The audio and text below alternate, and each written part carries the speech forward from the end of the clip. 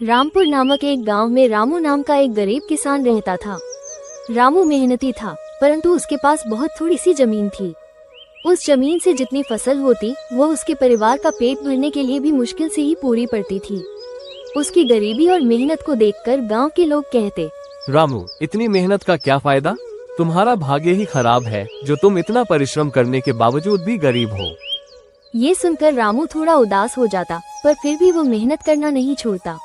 एक दिन गांव में एक साधु आए। गांव के लोग उनकी बातें बड़े ध्यान से सुनते थे और उन्हें बहुत मानते थे। रामू भी उनके पास गया और अपनी गरीबी और मेहनत की कहानी सुनाई। साधु ने उसे ध्यान से सुना और फिर कहा, तुम्हारी मेहनत जरूर रंग लाएगी बेटा, बस धैर्य रखो और अपनी मेहनत को बढ़ाते रहो।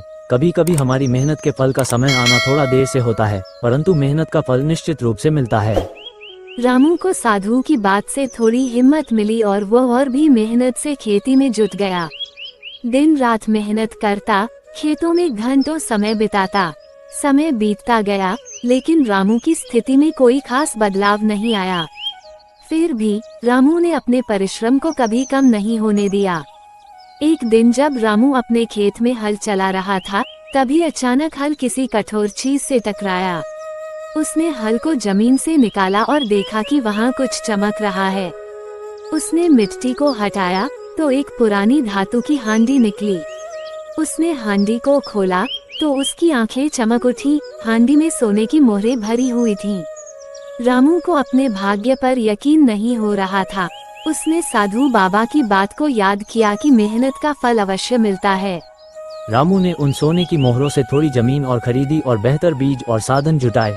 अब उसकी फसल बहुत अच्छी होने लगी और कुछ ही सालों में वह एक समृद्ध किसान बन गया। उसकी मेहनत और भाग्य ने मिलकर उसका जीवन बदल दिया।